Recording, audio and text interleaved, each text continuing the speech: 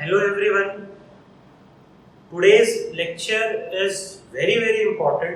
आज हम लोग वेक्टर्स का एडिशन सीखेंगे. ठीक है, आपने वेक्टर्स के बारे में पढ़ लिया था. वेक्टर्स क्या होते हैं, कैसे रिप्रेजेंट करते हैं, टाइप्स ऑफ वेक्टर्स.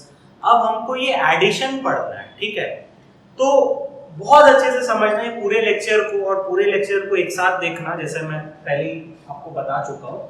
अब चलो टॉपिक स्टार्ट करते हैं. Addition of two vectors slash resultant of two vectors. तो देखो, एडिशन ऑफ टू वेक्टर्स को हम लोग क्या बोलेंगे, रिजल्टेंट भी बोलेंगे. ये वर्ड याद रखना, फिजिक्स वर्ड है, टेक्निकल टर्म है, पूरा क्लास 12 तक ये यूज आएगा. दो वेक्टर को ऐड करना या उनका रिजल्टेंट निकालना. ठीक है, अब ये दो ही सेंटेंस जो है बहुत इंपॉर्टेंट है.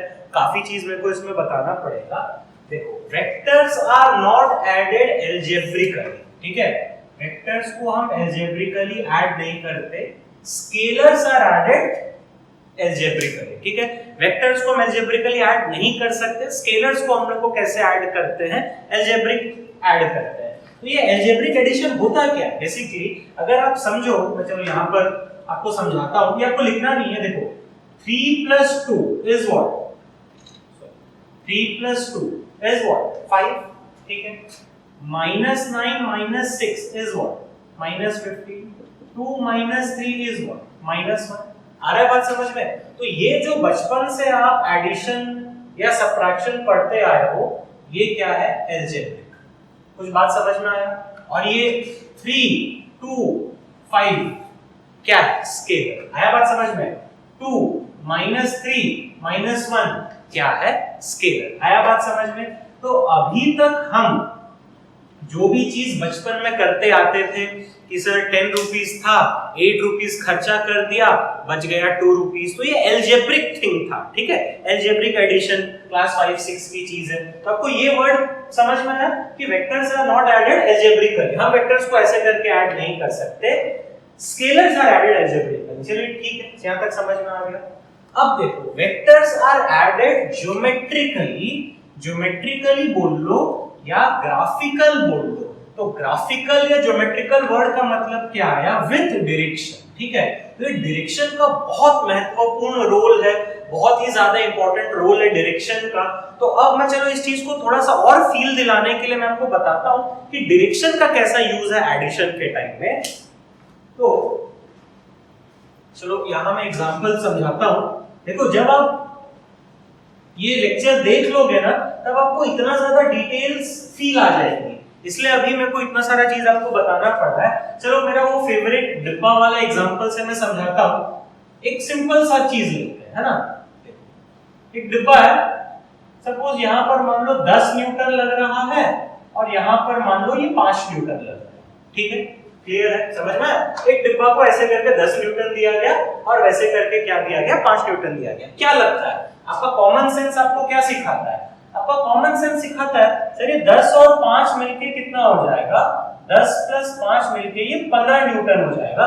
मतलब ये डिब्बा 15 न्यूटन से आ जाएगा. कोई साइंस नहीं है, ये आपका इंट्यूशन बताता है, आपका बेसिक कॉमन सेंस बताता है. ठीक है, अब चलो वही चीज अगर इसी डिब्बा में मैं 10 यहां से लगा रहा हूं सपोज, और यहां से मैं 5 लगा रहा हूं, तो क्या लगता है, क्या लगता है आपको? 10 है, 5 है.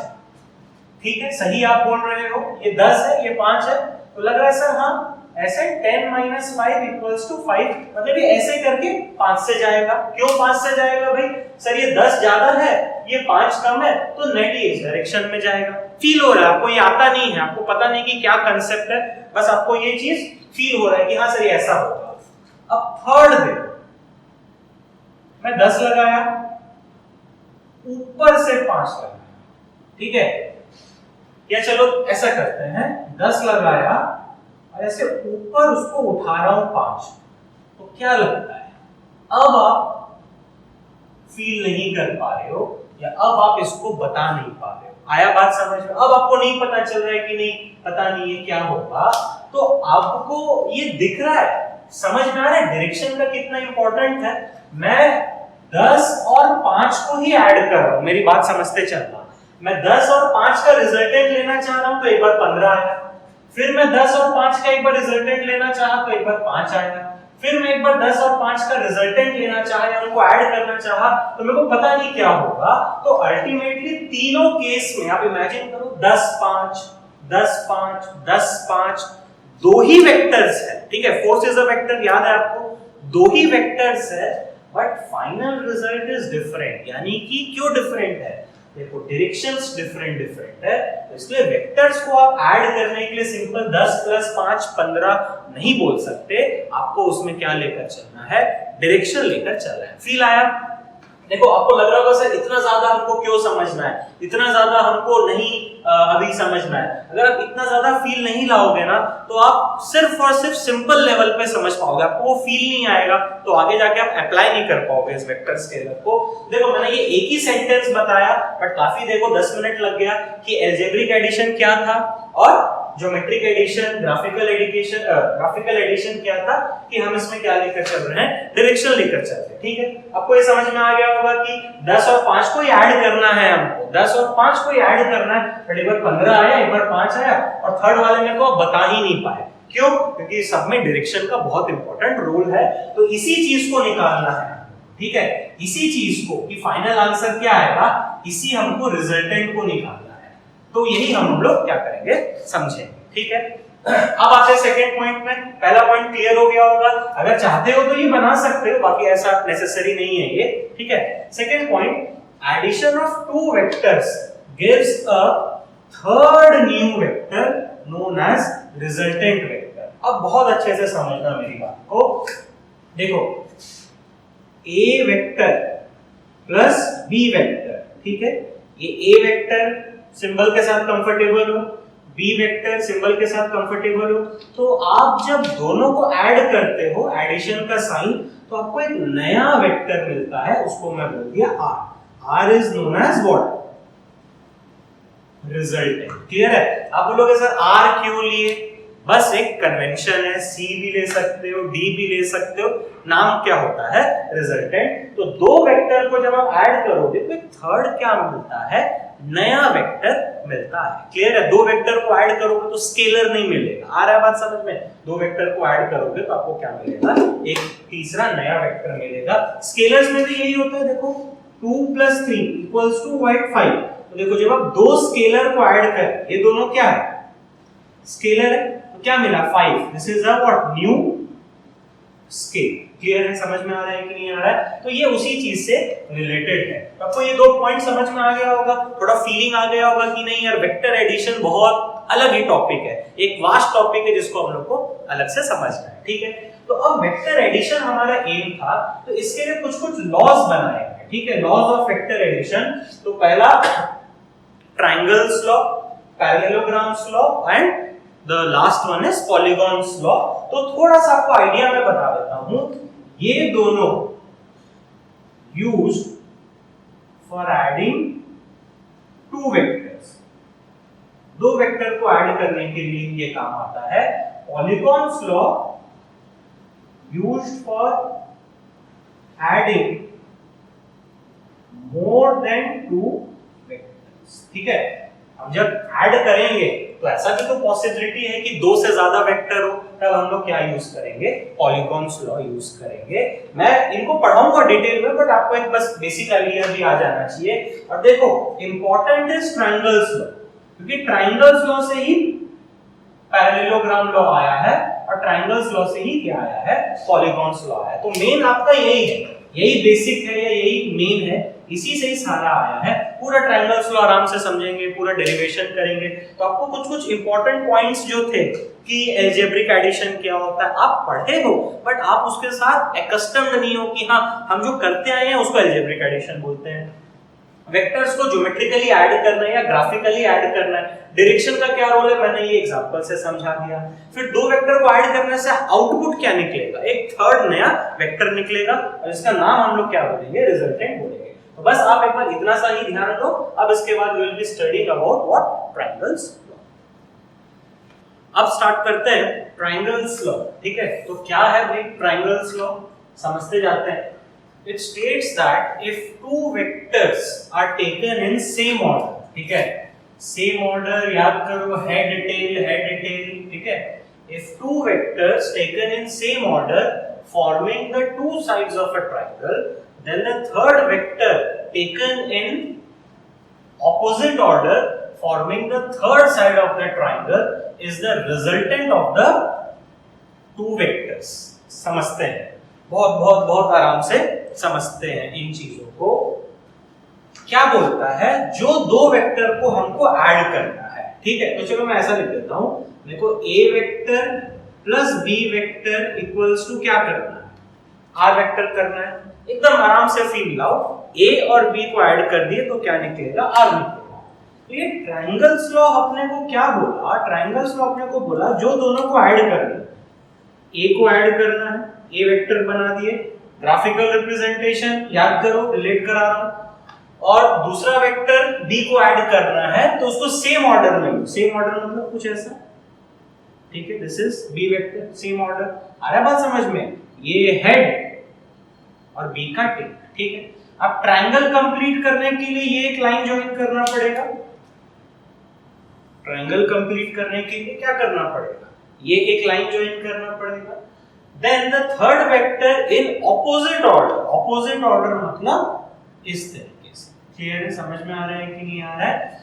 Forming the third side of the triangle is the resultant of the two vector, मतलब this is your what, R vector. आया बात समझ में, बहुत सिंपल है, बहुत इजी है। जो भी दो वेक्टर को ऐड करना है, a वेक्टर और b वेक्टर, जिसको आपको ऐड करना है उसको आप किस में ले लो, सेम ऑर्डर में, और थर्ड वाले को किस में लोगे, ऑपोजिट ऑर्डर में लोगे, तो थर्ड वाला इन दोनों का क्या होगा, सम होगा। तो आपको ये समझ में आ गया होगा, आप इतना तक बनाओगे ही। अब देखो बात को थोड़ा सा और क्लैरिटी से समझते हैं, कुछ और इस पे एग्जांपल्स करते हैं, तो ये आपको ट्रायंगल्स लॉ की फील आ जाए।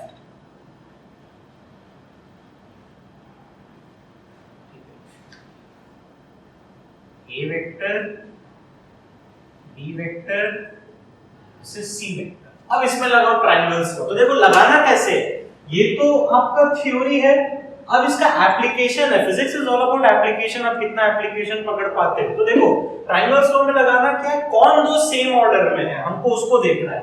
तो देखो ए और सी सेम ऑर्डर में है, तो ए और सी सेम ऑर्डर में है, और बी किस में, ऑपोजिट ऑर्डर। तो क्या लिखोगे, A plus C equals to B. कुछ समझ में आया, अप्लाई कर पा रहे हो कि नहीं कर पा रहे हो।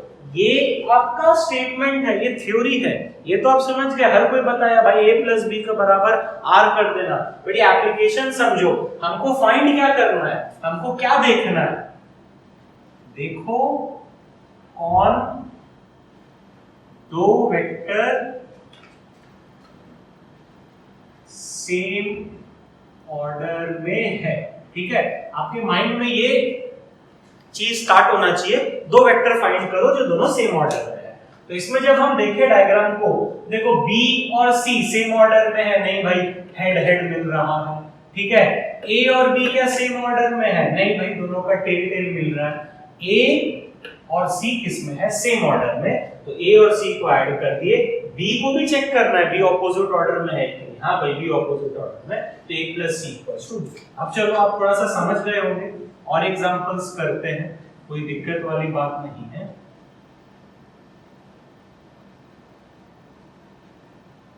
ठीक है, अब इसमें देखो कौन कौन सा सेम ऑर्डर में है। देखो आप सोचोगे सर ट्रायंगल सीधा बनना चाहिए, ऐसे बनना चाहिए, नहीं, कैसा भी ट्रायंगल बन सकता है। इसमें कौन कौन दिख रहा है, C और A सेम ऑर्डर में है, तो this is what, C plus A, और B क्या है, ऑपोजिट ऑर्डर में, equals to what, B vector.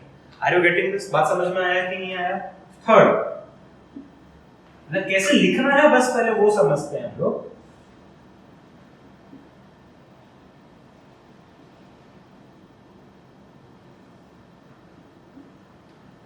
इसमें क्या देखोगे, कौन कौन सा सेम ऑर्डर में है, बता सकते हो। B और A किसमें है, सेम ऑर्डर में है, और C ऑपोजिट ऑर्डर में, तो क्या लिखोगे, B प्लस A बराबर C। अब आ गया होगा कॉन्फिडेंस, ठीक है। ट्रायंगल्स लॉ का स्टेटमेंट क्या था, और ट्रायंगल्स लॉ का एक्सप्लेनेशन, या ट्रायंगल लॉ क्या बोल रहा है, यहां तक आप लोगों को वो समझ में आ गया होगा। एक और बहुत इंपॉर्टेंट सा समझते जाओ। तो चलो मैं इसको यहाँ बनाता हूँ, फोर्थ वाले को, बहुत इंपॉर्टेंट है, देखते जाओ ना। ए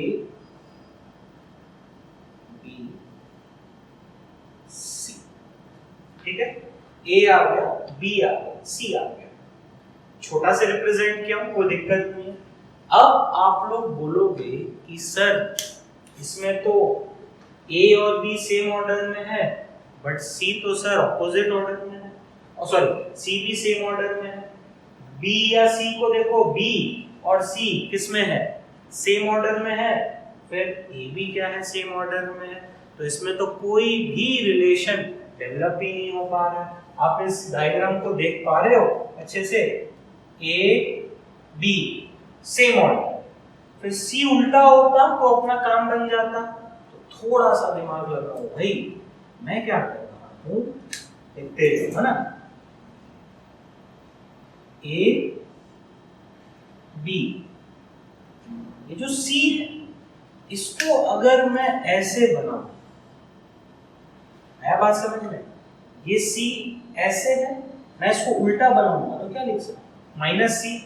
याद करो भाई, मैंने आपको पढ़ाया था, एक वेक्टर को खाली पलटोगे तो क्या लगा जाएगा, माइनस साइन। देखो कितना अच्छा से मैं सारा चीज को रिलेट करके आपको समझा रहा हूँ कि ट्रायंगल्स लॉ में कितना चीज और दिया जा सकता है। आया आपको बात समझ में? मैंने सी को क्या किया, रिवर्स कर दिया। अब देखो ए बी किसमें है, सेम ऑर्डर में है, सी सी नहीं माइनस सी ऑपोजिट ऑर्डर में है, तो क्या लिखो, ए प्लस बी टू क्या, माइनस सी।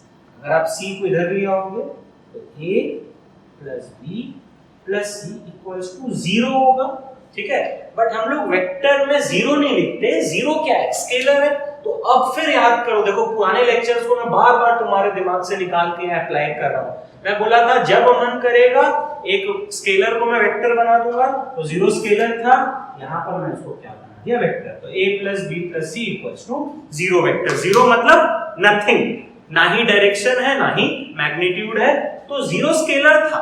वेक्टर्स पढ़ रहे तो मर्जी कर दिया, मन किया तो उसको हम लोग क्या बना दिए, वेक्टर बना दिए। 0 वेक्टर का ऐसा कोई सिग्निफिकेंस नहीं है फिजिक्स में। मैथ्स में लोग बताते हैं काफी कुछ 0 वेक्टर से। तो ये आपको एग्जांपल समझ में आया कि नहीं आया, मैं कैसे सी को पलटा।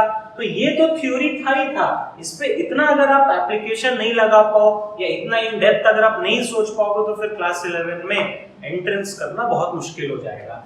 अब जैसे मैंने सी को पलटा, कोई बोलेगा सर मेरे को बी को भी पलटना है, ए को भी पलटना है, तो देखो वो भी चीज पॉसिबल है, किसी को भी आप पलट सकते हो, पता है इनफैक्ट इसमें। चलो मैं एक बार बी को पलटता हूं, ए को पलटे बी को ऐसा क्या लिख दे सकता हूं, ब्लैक से बना देते हैं, माइनस बी, ये ऐसे था, ये ऐसे कर दिए, सी एज इट इज। एक ही को आपको पलटना है। अब इसमें क्या दिख रहा है, वो कौन कौन सा सेम ऑर्डर है, सी ए, तो क्या लिखोगे, C plus A equals to, ये वेक्टर क्या है, minus B vector, minus B को इधर ले आओ, तो C plus A plus B equals to 0। तो वही आ गया, A plus B plus C या C plus A plus B. Simple है, आ रहा है बात समझ में? या कोई बच्चा बोलेगा कि सर अब मैं ए को पलटता हूं, तो ठीक है, चलो ए को पलट देते हैं। ए हो गया हमारा क्या, A vector, B vector as it is, ठीक है, और सी वेक्टर भी एज इट इज। तो ए को पलटे तो ए नहीं है, ये क्या है, माइनस है।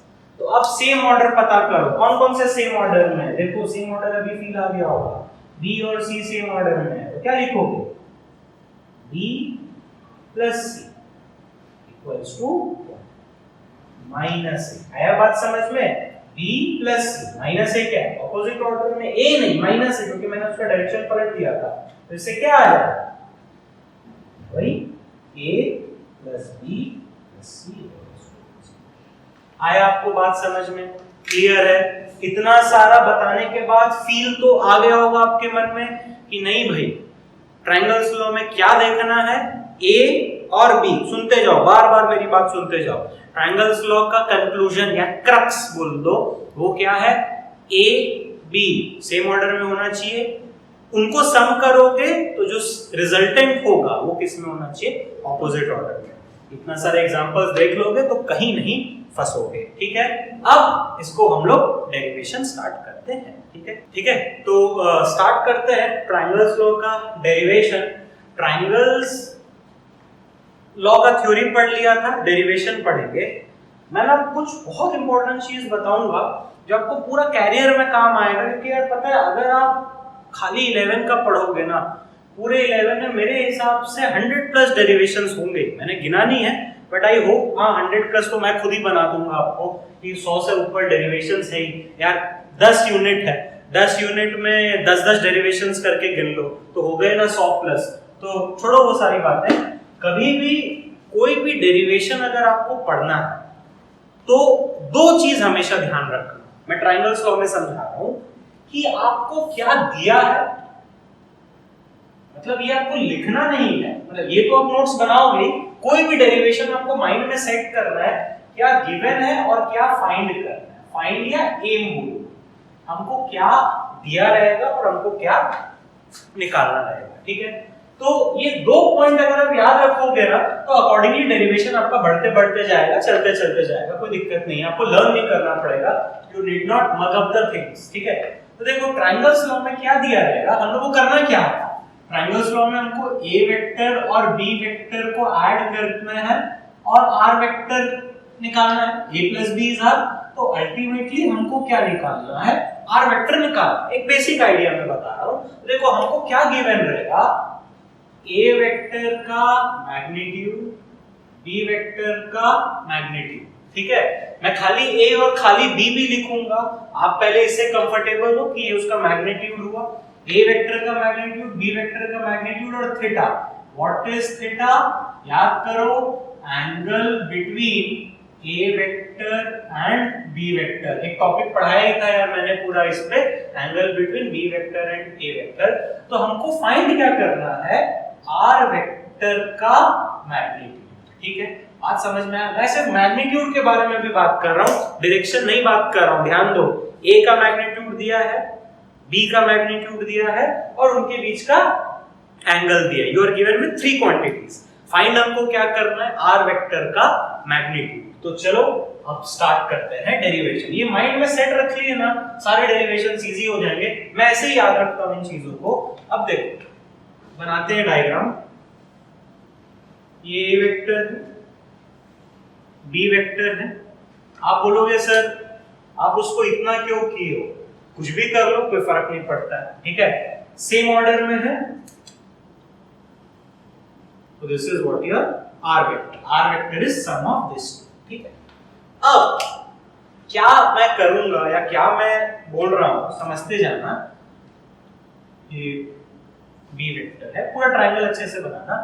a और b के बीच का एंगल, तो देखो a वेक्टर और b वेक्टर के बीच का एंगल क्या ये है, नहीं, बिल्कुल नहीं। तो थोड़ा सा एक्सटेंड कर दो, this is what your angle theta. Are you getting this. Angle पे मैंने एक लेक्चर पे बताया ही था, लेक्चर नंबर 1 पे आप ये चीज सर्च कर सकते हो कि एंगल कैसे देखते हैं। तो बेसिकली क्या बनता है, v बनता है, तो a और b के बीच का एंगल हो गया, ठीक है। अब मैं क्या कर रहा हूं, इस डायग्राम में कुछ कंस्ट्रक्शन कर रहा हूं, सुनते जाना मेरी बात को। पूरा ज्वाइन कर देते हैं। ये ट्रायंगल बना है, ठीक है। तो मैं कंस्ट्रक्शन कर रहा हूं, इसको ऐसे बढ़ा दिया और ये पॉइंट से परपेंडिकुलर ड्रॉ कर दिया। Dotted is my construction. इसको मैं o ले लेता हूं, इसको मैं x ले लेता हूं, इसको मैं y ले लेता हूं, इसको मैं z ले लेता हूं, ठीक है। क्लियर है, समझ में आया। डॉटेड वाला मेरा क्या है, कंस्ट्रक्शन है। Diagram clear, a vector, b vector, this is what r vector. अब लेट्स स्टार्ट द डेरिवेशन, ठीक है। इन ट्रायंगल, बड़ा वाला ट्रायंगल देखो, O Y Z, O Y Z using Pythagoras theorem. Spelling लिख लेना, पाइथागोरस की मेरे को नहीं आती है।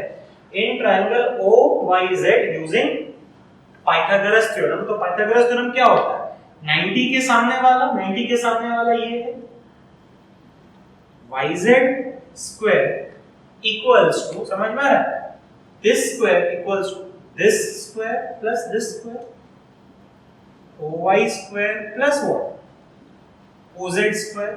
बहुत सिंपल सा चीज है, बहुत ही ज्यादा सिंपल सा चीज है, ठीक है। अब अगेन देखते जाओ, मेरी बात सुनते जाओ। OY is OX plus XY, simple maths, OX plus XY। Maths खेल रहे हैं, फिजिक्स नहीं आया अभी तक, ठीक है। तो OY की जगह OX प्लस XY का स्क्वायर प्लस OZ का स्क्वायर, बिल्कुल मैथ्स है, पूरा मैथ्स है। जैसे फिजिक्स आएगा मैं ब्लू इंक से लिखूंगा, ठीक है। तो इसका a प्लस b का होल स्क्वायर खोल देते हैं। a plus b whole square is what,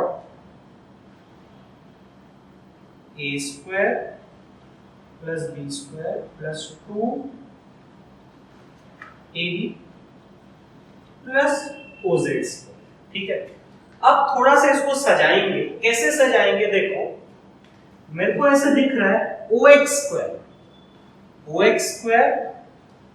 plus OZ square, OX square plus OZ square is what, XZ square, ठीक है, क्लियर है। But OX square plus OZ square, OX और OZ is what, XZ का square. छोटा वाला triangle में Pythagoras लगा है, इतना नहीं लिखना है आपको। तो ये क्या आ गया, YZ square equals to OX और OZ की जगह क्या आ गया, XZ square plus XY square plus 2OX into क्या, XY, ठीक है, क्लियर। एकदम सिंपल सा, खाली मैथ्स ही लगाए, पाइथागोरस थ्योरम ही लगाए, ठीक है। अब आते हैं फिजिक्स पे। YZ, ये YZ है, ठीक है, XZ, ये XZ है, ठीक है, XY, ये XY है, ठीक है, OX, ये OX है, and what is plus X into XY, ठीक है। अब देखो मैं क्या बोल रहा हूं, ये YZ क्या है मेरे को बताओ, ये है, ठीक है, YZ is this side. But हम YZ में पुट क्या करेंगे, what you will be putting in YZ, simple सा बेसिक एकदम जीरो लेवल की चीज पूछ रहा हूं। YZ पे पुट क्या करेंगे, देखो मैं फटाफट इस डेरिवेशन को बता सकता हूं, बट वो फील नहीं आएगा, आराम से इसलिए बता रहा हूं, तुमको थोड़ा दिमाग यूटिलाइज करने का हैबिट डेवलप करा रहा हूं स्टार्टिंग से। What is YZ, basically YZ is what, YZ is what, length of side YZ। अरे बच्चों YZ में क्या पुट करोगे, YZ की लंबाई पुट करोगे 10 सेंटीमीटर 5 सेंटीमीटर जो भी। XZ में क्या पुट करोगे, XZ का लेंथ पुट करोगे 1 सेंटीमीटर 2 सेंटीमीटर जो भी आएगा। अब मेरा बात समझना, मैं क्या लिख रहा हूं, ये सेंटेंस कहीं नहीं लिखा है, यूजिंग, स्पेलिंग्स मेरी गलत हो ही जाती है यार, यूजिंग ग्राफिकल रिप्रेजेंटेशन, ठीक है, यूजिंग ग्राफिकल रिप्रेजेंटेशन। अब याद करो, मैं पुरानी चीजों को हमेशा आपको रिलेट कराऊंगा। ग्राफिकल रिप्रेजेंटेशन क्या बोलता था, लेंथ ऑफ अ साइड या length of a line is, length of a line is what, length of a line is magnitude of the vector. तो देखो YZ में हम YZ का लेंथ पुट करेंगे, तो YZ का लेंथ क्या सिग्निफाई करता है, R वेक्टर का मैग्नीट्यूड। तो यार अब आ गया हमारा फिजिक्स, तो YZ की जगह R वेक्टर का मैग्नीट्यूड का स्क्वायर। देखो मैं खाली R अभी नहीं लिख रहा हूं, मैं बार बार इस तरीके से ही लिख रहा हूं, ठीक है, खाली R में मैग्नीट्यूड बताएगा।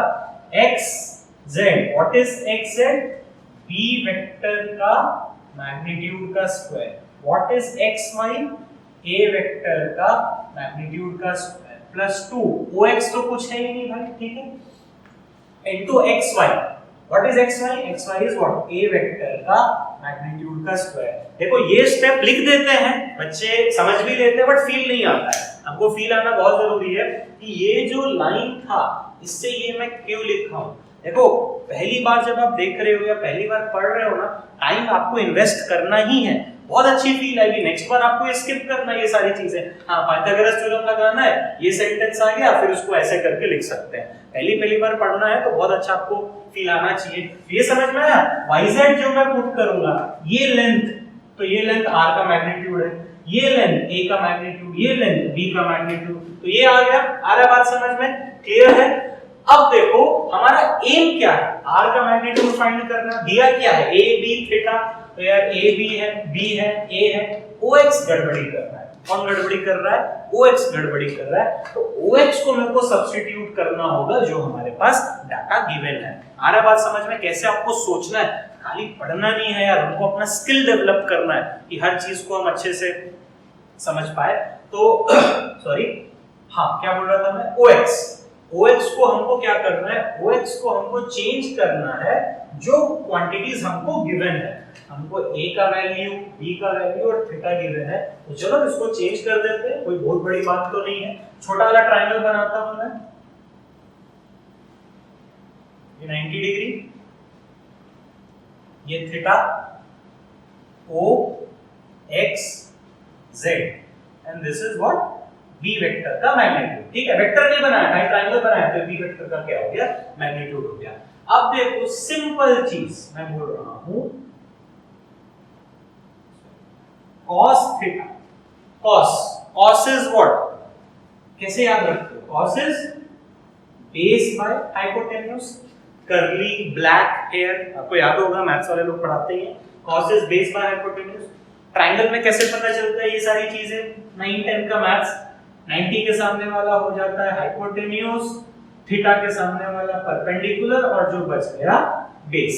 समझ में आया?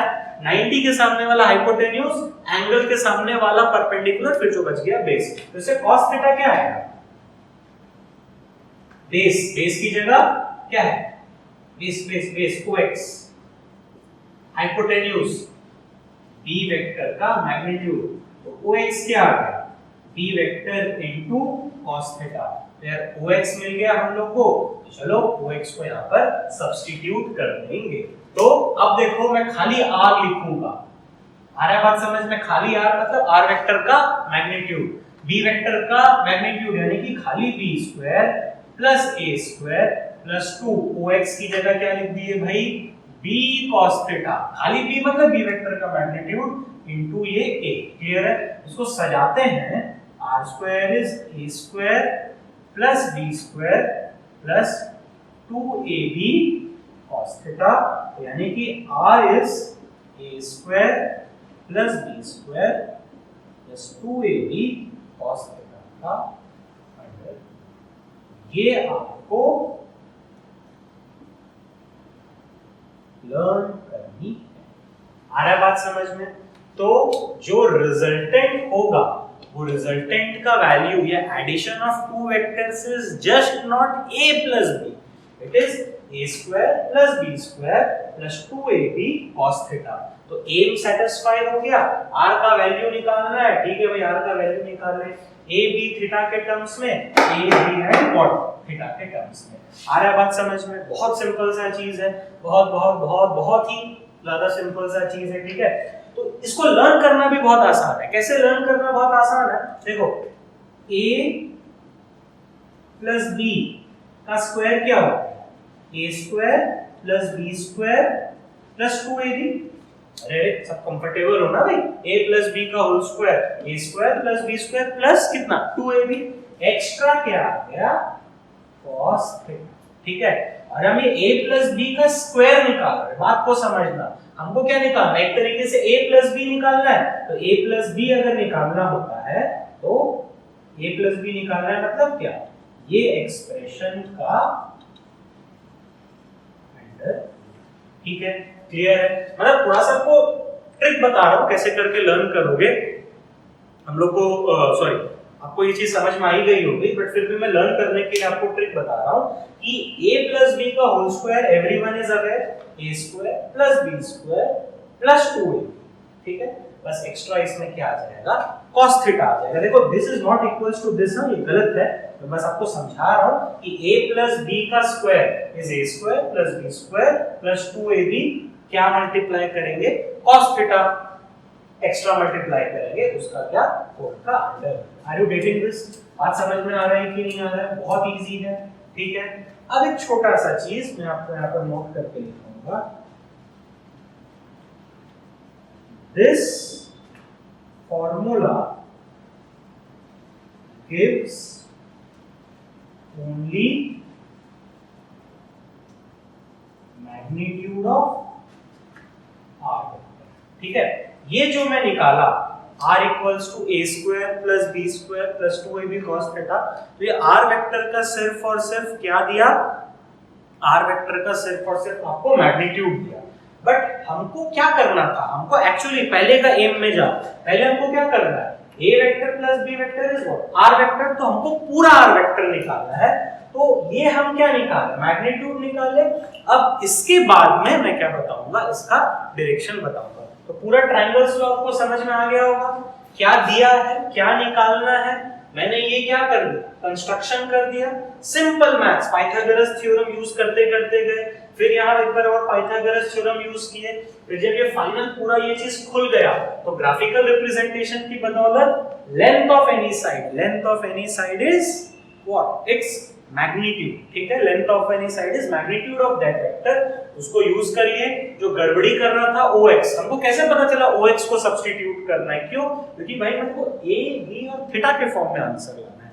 तो OX गड़बड़ी कर रहा था, simple math, simple trigonometry, cos theta use करे, डाल दिए और क्या कर दिए, सिंपलीफाई कर दिए। प्लीज इसको एक दो बार और देख लेना आप। अब इसके बाद मैं क्या करूंगा, r वेक्टर का मैग्नीट्यूड निकाल लिए, we will find its what direction, ठीक है, ठीक है। r का वैल्यू निकाल लिए थे, r वेक्टर का मैग्नीट्यूड, डायरेक्शन निकालते हैं। तो डायरेक्शन बोले तो देखो एज ऑफ नाउ ये r वेक्टर ऐसे है, ये मेरा हाथ है, ठीक है।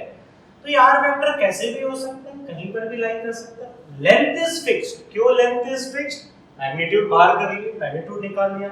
अब ये कहीं पर भी लाई करेगा तो हमको बेसिकली क्या निकालना है, उसका डायरेक्शन निकालना है, ठीक है। उसका बहुत बढ़िया सा हमको क्या निकालना है, डायरेक्शन निकालना है। तो डायरेक्शन निकालने के लिए पता है मैं क्या करूंगा, to find direction of r vector v, w है ना, we will be finding angle between r vector and a vector. कुछ बात समझ में आया, पकड़ में आया मैं क्या बोलना चाह रहा हूं?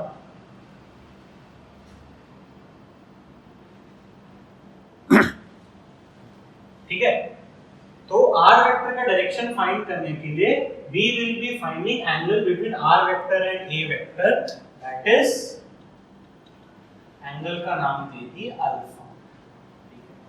ये अल्फा हमको फाइंड करना है। तो समझ में आया ये अल्फा कैसे हम लोग को डायरेक्शन बताएगा, अल्फा ही बताएगा कि ये r कैसे करके लाई करेगा। और ये तो ट्रायंगल्स लॉ का डायग्राम था जो पहले ही हमने सॉल्व किया था या पहले ही हमने पढ़ा था। तो अब चलो निकालते हैं। मैं क्या बोलूंगा, इन ट्रायंगल, बड़े वाला ट्रायंगल OYZ, tan अल्फा निकालना है, tan अल्फा। तो to provide beauty, perpendicular by base, ये आपको आता होगा, मैथ्स का चीज है। तो tan alpha equals to perpendicular. तो परपेंडिकुलर क्या होता है, एंगल के सामने वाला साइड, तो एंगल के सामने वाला side is opposite by base, base is what, OY। क्यों, ये तो परपेंडिकुलर हो गया, ये हाइपोटेन्यूज हो गया, तो बच गया क्या, OY, ठीक है। तो tan अल्फा को मैं लिख सकता हूं OZ बाय क्या, OY। OY क्या होगा, OX प्लस XY, ठीक है। तो अब देखो OZ तो कुछ रिप्रेजेंट ही नहीं कर रहा, ठीक है, OX भी कुछ रिप्रेजेंट नहीं कर रहा, एक्स वाई मतलब इसका लंबाई ए वेक्टर का मैग्नीट्यूड, तो ऐसे करके मैं लिख देता हूँ। खाली ये लिखूंगा तो कंफ्यूजन आएगा, अभी आपको थोड़ा फील दिलाना और बाकी है, तो मैं ए वेक्टर का मैग्नीट्यूड लिख देता हूँ। बात पकड़ में आया कि नहीं आया? बहुत इजी है, बहुत सिंपल है, कोई दिक्कत वाला बात नहीं है। अब देखो करना क्या है, OX और OZ को हम लोग को क्या करना है, चेंज करना है या उसको आपको निकालना है। तो कैसे निकालेंगे भाई, देखते चल, बहुत सिंपल सा बात है।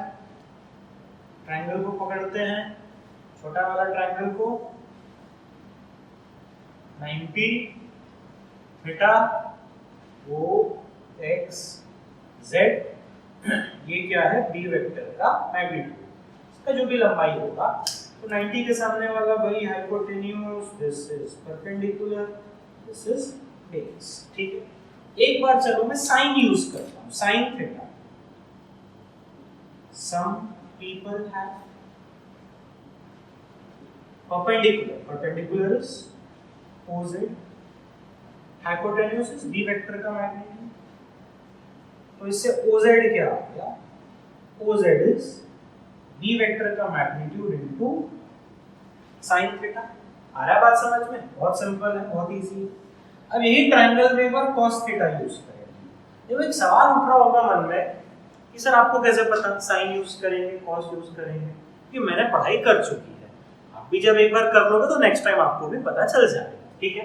तो cos थीटा कैसे यूज करोगे, curly black hair, base by hypotenuse. What is base? OX। What is hypotenuse? B vector का मैग्नीट्यूड, तो OX equals to B vector का मैग्नीट्यूड इनटू क्या, cos थीटा। तो गड़बड़ी OX और OZ कर रहा था, OZ आ गया और क्या आ गया, OX आ गया। तो चलो अब पुट कर देते हैं इसको। This comes out to B tan alpha. tan alpha is what, OZ, B sin theta by OX, B cos theta plus what, A vector का मैग्नीट्यूड। चलो अब अच्छे से लिखते हैं, tan alpha is B sin theta by A plus B cos theta. ये आपको again learn करनी है। खाली A मतलब A का मैग्नीट्यूड, B का मतलब B का मैग्नीट्यूड, और tan alpha sin theta cos theta तो जानते ही। अब मेरी बात सुनो, यहां से हम tan अल्फा निकाले हैं, क्या निकाले, tan अल्फा। हमको क्या निकालना है, एंगल निकालना है। तो ये जो प्रोसेस है ये अभी आप नहीं कर सकते। क्यों नहीं कर सकते? आप क्लास 12 मैथमेटिक्स में चैप्टर पढ़ोगे इनवर्स ट्रिग्नोमेट्री, उसी से ही आपको पता चलेगा कि tan अल्फा से अल्फा कैसे निकाला जाएगा। बस खाली आप इतना लिख सकते हो, alpha equals to tan to the power -1 या tan inverse of B sin theta by A plus B cos theta. Clear है? आप इसको भी लिखोगे तो भी मार्क्स मिलेगा। इट इज नॉट नेसेसरी कि आपको ये लिखना है। Alpha is tan inverse of this. कैसे डिनोट किए वही मैं बता रहा हूं। देखो tan टू द पावर -1 का मतलब tan to the power -1 something है, तो ये 1/tan समथिंग नहीं होगा। आ रहा है बात समझ में? एकदम अलग मैथ्स का चीज है। आप tan अल्फा के साथ कंफर्टेबल हो तो tan अल्फा ही लिखना। कुछ बात समझ में आ रहा है कि नहीं आ रहा है? आप tan अल्फा ही लिखना, आप alpha equals to tan inverse पे ज्यादा कंफ्यूज मत करना। तो यहां तक आपको क्या आ गया पूरा? हमने डायरेक्शन निकाल लिया, हमने मैग्नीट्यूड निकाल लिया और हमने डायरेक्शन निकाल लिया। बट पता है हर कोई यहीं तक बताएगा, आपको बुक्स में भी यहीं तक मिलेगा। थ्योरी पढ़ ली है हमने, एप्लीकेशन में आप फंस जाओ। कैसे फंसोगे मैं बता, ठीक है? अब बहुत ध्यान से एकदम मेरी बात को सुनना। यहाँ पे हर कोई बताएगा आपको, बट इसका जो एप्लीकेशन है, जब आप न्यूमेरिकल करने बैठोगे, जब आप सॉल्व करने बैठोगे, तब आप फंस जाओगे। ये अल्फा क्या है? What is alpha? अच्छे से मैं बता। अल्फा आर वेक्टर और ए वेक्टर के बीच का एंगल है, तो ए वेक्टर का मैग्नीट्यूड हम यहां पर लिखे हैं, ठीक है, ए वेक्टर का मैग्नीट्यूड हम यहां पर लिखे हैं b sin theta by a plus b cos theta, ठीक है। क्या सिग्निफिकेंस है बताओ, थोड़ा पेशेंस रखो। तो मैं नोट करके क्या लिख रहा हूं, alpha is angle between R vector and A, ठीक है भाई, कोई दिक्कत वाली बात नहीं है। दिक्कत क्या आएगी, मैं एक एग्जांपल से समझाऊंगा, मेरी बात को एकदम आराम से सुनते हुए जाना, ठीक है। Two vectors having magnitude 3 and 4, 3 units and 4 units, and angle between them is 90, ठीक है। Two vectors having magnitude 3 and 4 and angle between them is 90 degree. Find magnitude of resultant and its direction. बहुत simple सा सवाल है। हमने पढ़ा कि r vector a और b का रिजल्टेंट है, मैग्नीट्यूड भी पढ़ लिया, डायरेक्शन के लिए tan अल्फा भी पढ़ लिया। तो ये सवाल बोला है दो वेक्टर का मैग्नीट्यूड है 3 और 4 और angle between them is 90 degree, उनके बीच का एंगल क्या है 90 डिग्री दिया है, और क्या फाइंड करना है, मैग्नीट्यूड फाइंड करना है, डायरेक्शन फाइंड करना है। तो देखो सवाल में आपको ये नहीं बोला है कि कौन A है और कौन B, 3 और 4 दे दिया है, ठीक है। तो एंगल किसके साथ निकाल रहे हैं, A के साथ।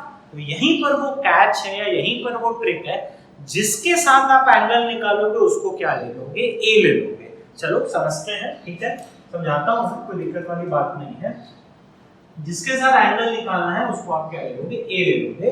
तो चलो मैं 3 है ना, ये a equals to 3, A vector का मैग्नीट्यूड 3 और ये b वेक्टर इक्वल्स टू 4। मैं चलो वेक्टर का मैग्नीट्यूड डिनोट कर रहा हूं, थोड़ा कंफर्टेबल ज्यादा हो गए इसमें। a वेक्टर का 3, b वेक्टर का 3, तो ये r वेक्टर का मैग्नीट्यूड है, ठीक है, क्लियर है, आ रहा है बात समझ में। तो मैंने डायग्राम ठीक से नहीं बनाया एक्चुअली, a और b के बीच में ये 90 डिग्री होगा, तो ये ऐसे करके खड़ा होगा, तो अभी आप उतना मत सोचो। तो देखो इसमें एंगल किस किस के बीच निकलेगा, R और A के बीच, और A क्या है 3।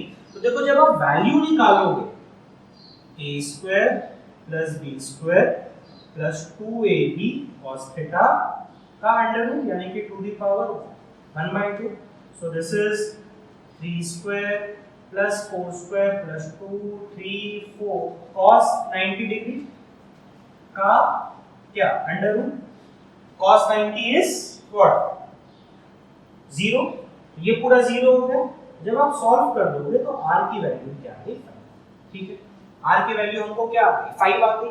अब एंगल निकालना, तो angle is what, tan alpha is b sin theta by a plus b cos theta. तो what is b, b is 4 sin 90 by a is what 3 plus 4 cos 90। तो ये भी बहुत सिंपल है, cos 90 0 हो गया और sin 90 1 हो गया, तो that is what 4/3। tan alpha is what 4/3। तो मेरा बात को आप समझो अच्छे से, ये अल्फा किसके बीच में है, r और 3 के बीच में। आया बात समझ में। तो जिसके साथ आपको एंगल निकालना है, हर वेक्टर का जिसके साथ एंगल निकालना है उसको आपको क्या लेना है, ए लेना है। सिमिलरली अगर आपको बोला गया कि नहीं सर आप बताओ रिजल्टेंट 4 वाला वेक्टर के साथ कितना एंगल बना रहा है, तो मैं ए को क्या लूंगा, मैं अपना ए वेक्टर को मैं ले लूंगा 4, बी वेक्टर को मैं ले लूंगा 3 and this is what my क्या आर वेक्टर। कुछ बात समझ में आया, कुछ बात पकड़ में आया। तो अब R और 4 के बीच का एंगल क्या है? A, ठीक है। R और 4 के बीच का एंगल, सॉरी, R और 4 के बीच का एंगल अल्फा है। इसमें R और 3 के बीच का एंगल कितना था? तो देखो R का वैल्यू, रिजल्टेंट का वैल्यू तो वही आएगा, फॉर्मूला वही, डायरेक्टली लिखता हूं a square plus b square plus 2ab cos 90 degree to the power 1/2 cos 90 क्या 0। तो देखो R से 5 ही आएगा, आप सॉल्व करके देख सकते हो, कोई प्रॉब्लम वाली बात नहीं है। लेकिन अब जब एंगल निकालोगे, सुनते जाना मेरी बात, tan alpha is what, formula वही b sin थीटा, b कितना है 3 sin 90 by a plus b, a कितना है 4 प्लस 3 cos 90 0। तो यहाँ पर ये कितना tan अल्फा इज 3/4। तो देखो पकड़ में आ रहा है कि नहीं आ रहा है? यहाँ tan अल्फा कितना आया था 4/3, यहाँ tan अल्फा क्या आया 3/4, ठीक है। आप ये मत बोलना सर हमेशा उल्टा आएगा, नहीं, ऐसा कोई लॉजिक नहीं है, ये हम वैल्यू लेकर चले, इसमें उल्टा आ गया। तो the crux is, the conclusion is कि आपको कोई भी दो वेक्टर का रिजल्टेंट लेना है, magnitude will be same, magnitude will be what, क्या सेम है, ठीक है। लेकिन आपको अगर सवाल में बोला गया कि आपको रिजल्टेंट का डायरेक्शन इस वेक्टर के साथ निकालना है, तो आपको वो वेक्टर को क्या लेना है, a लेना है।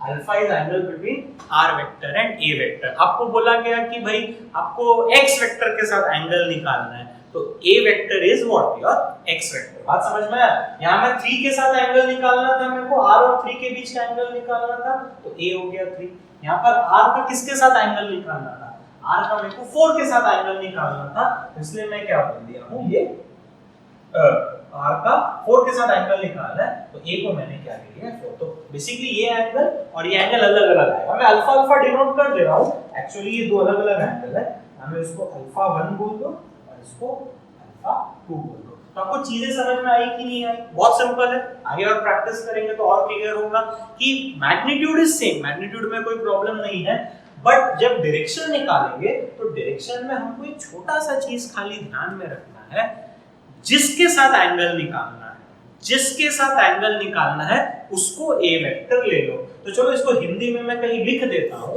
यहां पर चलो लिख देता हूं, आप अपने कॉपी में अच्छे से लिख लेना, जिसके साथ r वेक्टर का एंगल निकालना है उसको a वेक्टर ले, ठीक है। क्लियर है? किस तरीके से भी आप लिख सकते हो, आप समझ गए हो तो बहुत अच्छी बात है। तो मैं देखो 2-3 बार इसको बता दिया हूं, जिसके साथ एंगल निकालना है, r वेक्टर तो आपको फाइंड करना ही है, मैग्नीट्यूड तो आपको मिल जाएगा, कोई प्रॉब्लम नहीं है। किसी को भी a लो, किसी को भी b लो, मैग्नीट्यूड तो आनी ही है, 5-5 कैलकुलेशन करके देख लेना घर में।